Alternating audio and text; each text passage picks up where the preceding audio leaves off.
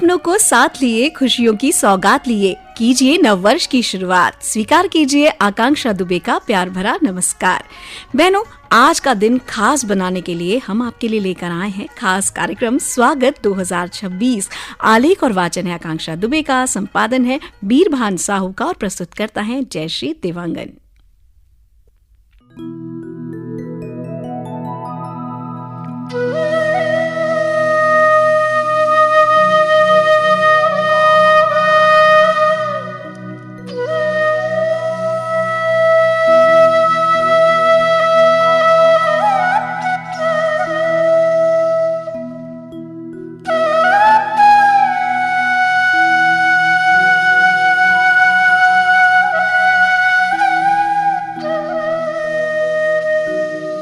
स्वागत करते हैं चलो साथ मिलकर नव वर्ष का। पुरानी यादें संजोए नए सपने सजाते हैं, नई उम्मीदों के साथ नए लक्ष्य की तरफ कदम बढ़ाते हैं। जोड़ना घटाना सीखा तो है ना बचपन में, जीवन में भी यही सूत्र अपनाते हैं। खुशियों को जोड़कर दुख तकलीफों को घटाते हैं। जो कुछ चाहा और पाया उसका जश्न मनाते हैं। जो नहीं मिल पाया मन चाहा उसे पाने की नई राह बनाते हैं। पर्वतों से निकलती हुई नदियों को कहाँ पता होता है कि उनका सफर कितना लंबा होगा, फिर भी पूरे उत्साह के साथ वो बढ़ती रहती हैं। उन्हीं नदियों की तरह पूरे उत्साह के साथ चलो 2026 में हम भी अपना कदम बढ़ाते हैं। जो रह गए हैं अधूरे ख्वाब, दबी हुई ख्वाहिशें, उनमें अरमानों के नए पंख लगाते हैं। जिससे आए हर होठों पर मुस्कान, ऐसे खुशियों का जहां सजाते हैं। कुछ नया कर दिखाते, नई सौगातें दी होंगी, कुछ कड़वे अनुभव भी दिए होंगे, तो कुछ मीठी यादें भी मिली होंगी। हमारे देश भारत के लिए भी 2025 दे गया है कुछ यादगार लम्हे। अब जरा सोचिए तो, वर्ष की शुरुआत हुई महाकुंभ के आयोजन से। महाकुंभ उत्सव भारत की भव्यता और आध्यात्मिकता का प्रमाण है। 13 जनवरी से 23 जनवरी 2025 तक सफलतापूर्वक 10 करोड़ से भी अधिक भक्तों और आगंतुकों ने प्रयागराज में डुबकियां लगाई। सरकारी व्यवस्था और वैश्विक आवभगत ने नए रिकॉर्ड स्थापित किए। आकाशवाणी की कुंभवाणी समाचार बुलेटिन से पूरे भारत ने महाकुंभ का आंखों देखा हाल। फूल मिले हैं तो कांटे भी दामन में आए हैं। एक और खुशियों की सौगात मिली थी कि 22 अप्रैल को देश पर संकट मंडराया। आतंकियों ने बहन बेटियों पर कहर ढाया। भारतीय सेना ने प्रधानमंत्री के निर्देश पर ऑपरेशन सिंदूर चलाया। कर्नल सोफिया कुरैशी और विंग कमांडर व्योमिका सिंह के नेतृत्व में भारतीय सशस्त्र बल ने आतंकियों को 7 मई को मार गिराया। भारत की सुरक्षा को ताक में रखने वाले विद्रोहियों के लिए जीरो टॉलरेंस का ये था। बात करें हम अपनी उपलब्धियों की तो विज्ञान और अंतरिक्ष प्रगति की दिशा में भारत ने अपने कदम बढ़ाए। शुभांशु शुक्ला अंतर्राष्ट्रीय अंतरिक्ष स्टेशन यानी कि ISS तक पहुंचने वाले पहले भारतीय बने। इसरो ने इस साल 4000 किलोग्राम से अधिक भार वाले उपग्रहों का सफल प्रक्षेपण किया। भारत में पहली स्वदेशी चिप विक्रम 32 का निर्माण और लॉन्च किया गया। देश में 10 सेमी कंडक्टर इकाइयां ना करें तो ये बेईमानी होगी। क्रिकेट में सबको एक सूत्र में पिरोने का काम किया। पुरुष क्रिकेट टीम ने ICC अंतर्राष्ट्रीय क्रिकेट परिषद चैंपियनशिप ट्रॉफी जीतकर सारे भारतवासियों को गर्व से भर दिया। और 2025 तो जैसे भारतीय महिला खेलों के इतिहास में स्वर्ण अक्षरों में दर्ज होने वाला साल बन गया। ये साल सिर्फ जीत और ट्रॉफियों का साल नहीं था, बदलते दौर और बदलती मानसिकता के साथ सकारात्मक बदलाव का प्रतीक बना। भारत की बेटियों ने हर खेल में, हर मंच पर तिरंगे की शान बढ़ाई। भारतीय महिला क्रिकेट टीम ने 52 साल के महिला वनडे विश्व कप फाइनल में भारत ने दक्षिण अफ्रीका को 52 रन से हराया। कोलंबो में खेले गए फाइनल मैच में भारत ने नेपाल को 7 विकेट से हराया। विश्व कप मुक्केबाजी की यदि बात करें तो विश्व कप मुक्केबाजी फाइनल्स 2025 में भारतीय मुक्केबाजों ने ऐतिहासिक प्रदर्शन किया और पूरे 20 पदक अपने नाम किए। महिला कबड्डी टीम ने लगातार दूसरी बार विश्व कप जीता। पूरे टूर्नामेंट में भारतीय टीम अपनी बेहतरीन खेल प्रदर्शन के लिए चर्चा पर रही। वहीं भारतीय महिला शतरंज खिलाड़ियों ने अंतर्राष्ट्रीय मंच पर भारत का नाम रोशन किया। युवा ग्रैंड मास्टर दिव्या देशमुख ने महिला वर्ल्ड कप का खिताब जीतकर एक नया इतिहास रचा। अनुभवी खिलाड़ी आर वैशाली ने महिला ग्रैंड स्वीस जैसे बड़े टूर्नामेंट में खिताब अपने नाम किया। इसके साथ ही ईशा शर्मा ने महिला ग्रैंड मास्टर का खिताब जीता।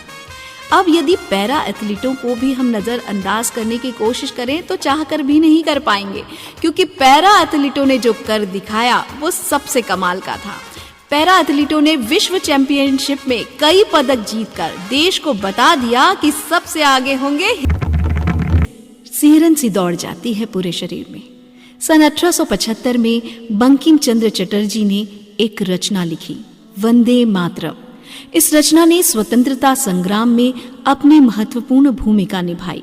इस रचना को सम्मान देने और इस ऐतिहासिक गीत का महत्व समझाने, इस गीत के 150 साल पूरे होने की खुशी में देश भर में सामूहिक गान और सामूहिक कार्यक्रम हो रहे हैं। 7 नवंबर 2025 से शुरू हुआ ये सफर जश्न का रूप लेकर 7 नवंबर 2026 तक मनाया जाता रहेगा। नवंबर में एक और उपलब्धि ने भारत की ओर सबका ध्यान खींचा। 25 नवंबर को राम सीता विवाह पंचमी के अवसर पर अयोध्या नगरी श्री राम मंदिर के शिखर पर धर्म ध्वजा फहराया गया।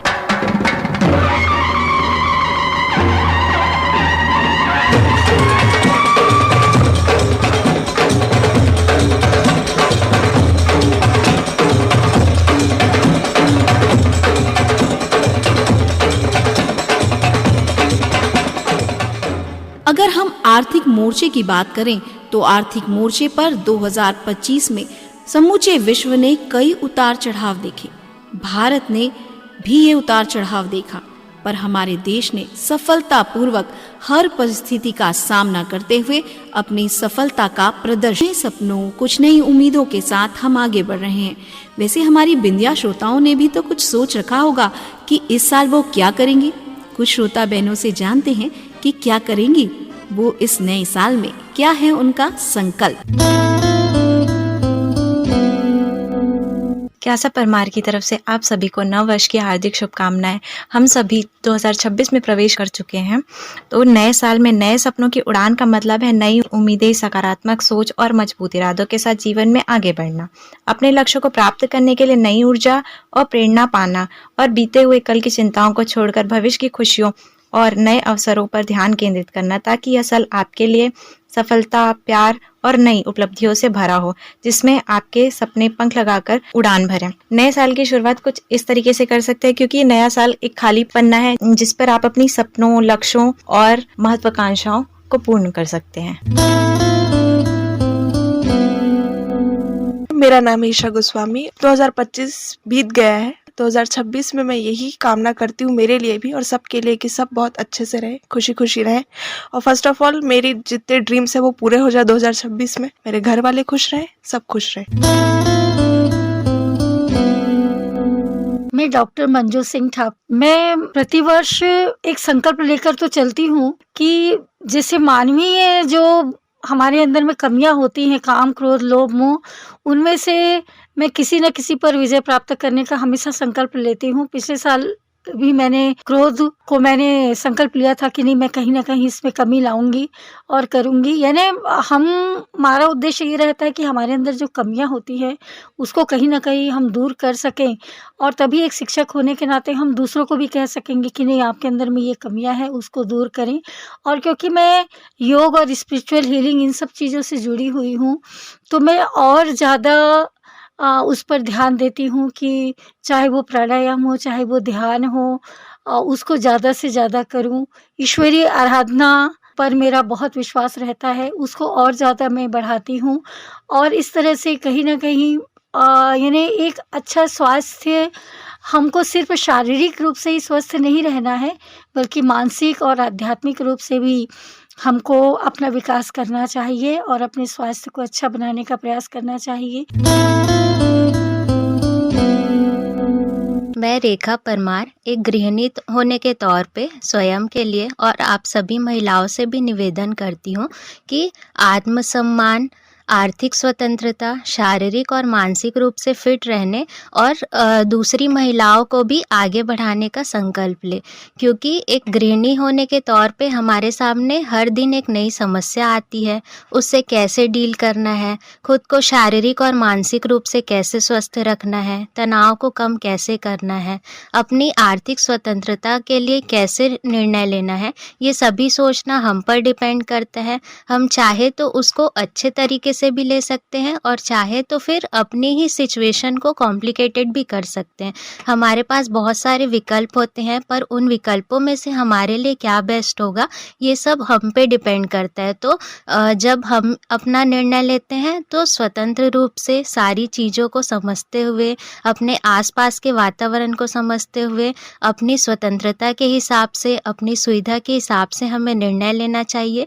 किसी भी प्रकार का कंफ्यूजन होने पे हमें व्यवस्था के हिसाब से निर्णय लेना चाहिए और दूसरी महिलाओं को अपनी प्रतियोगी ना समझते हुए उनके लिए ताकत बनना चाहिए, उनको सपोर्ट करना चाहिए।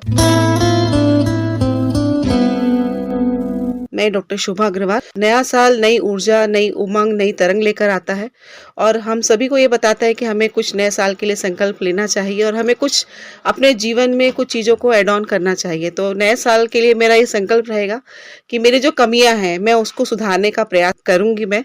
और दूसरा, अपने चूँकि सभी को अपने हेल्थ पर फोकस करना चाहिए, तो हेल्थ के लिए फोकस, व्यायाम और बाकी सारी चीज़ों में फोकस करके मैं अपने आप को एक संपूर्ण, एक अच्छे नागरिक के रूप में बनाने का प्रयास करूंगी और डेफिनेटली इसमें आप सभी का सहयोग मुझे प्राप्त होता रहेगा।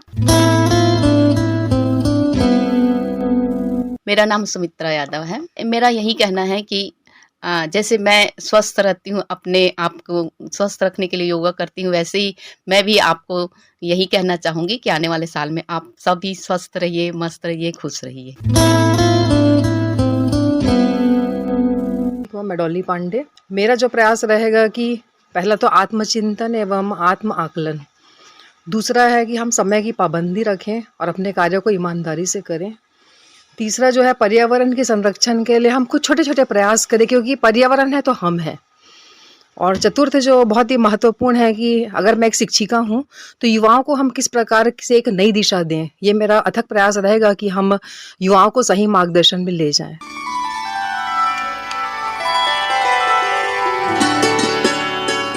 जोश 2 गुना लेकर अब आगे बढ़ना है। भारत हमें एक नया गढ़ना है। वादा करो खुद से, जोश न होने देंगे कम। दिखा देंगे विश्व को हम महिलाएं नहीं है किसी से कम। Happy new. सुन रहे थे नववर्ष पर विशेष कार्यक्रम स्वागत 2026। आलेख और वाचन आकांक्षा दुबे का था, संपादन था बीरभान साहू का और प्रस्तुतकर्ता थी जयश्री देवांगन। आपसे बातों का सिलसिला जारी रहेगा, लेकिन अभी ले रहे हैं छोटा सा विराम।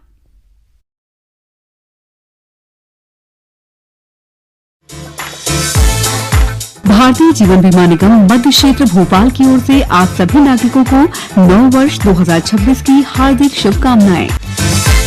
सपनों का घर बसाना है, परिवार को मुस्कुराना है। शादी से पहले या गर्भावस्था में सिकल सेल की जांच जरूर करवाएं। आज का टेस्ट कल की सुरक्षा, स्वस्थ परिवार हम सबकी इच्छा। सबके लिए मितानिन संदेश यही लाए, नजदीकी केंद्र तुरंत ही जाएं। सिकल सेल की जांच कराओ, सुरक्षित भविष्य बनाओ। सिकल सेल जागरूकता, परिवार की सुरक्षा। सही समय पर जांच कराएं, बेहतर स्वास्थ्य का फर्ज निभाएं। ICMR निर्थ द्वारा जनहित में प्रसारित।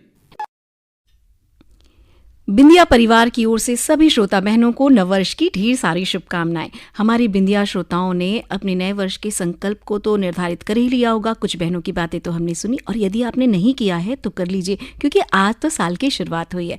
आप सभी स्वस्थ रहें, मस्त रहें, इसी कामना के साथ मुझे दीजिए अनुमति। नमस्कार।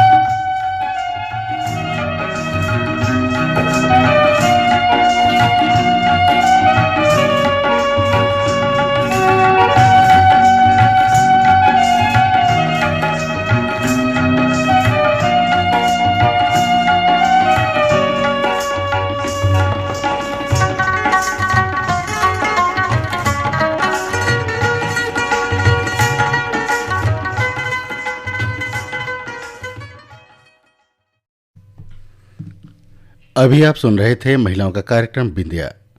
आकाशवाणी